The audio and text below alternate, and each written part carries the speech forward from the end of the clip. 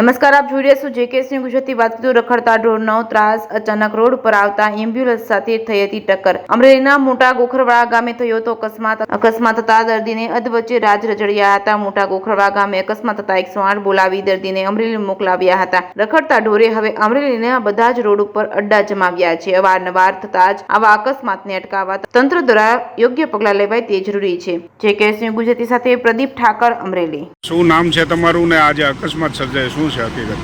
મારું નામ રફીકભાઈ અબ્દુલભાઈ કપડવંજી છે. હું સાવરકલા સરકારી હોસ્પિટલમાં એમ્બ્યુલન્સ નોકરીમાં કરું છું. અને અમે આજે અચાનક અમારે ત્યાં દર્દી આવેલું, બીપીનું દર્દી રહીમભાઈ સલીમભાઈ બોલોચ નામનું દર્દી, સલીમભાઈ રહીમ નામનું. અમારા સાહેબ ડૉક્ટર સાહેબે એને અમરેલી રિફર માટે રવાના કર્યું.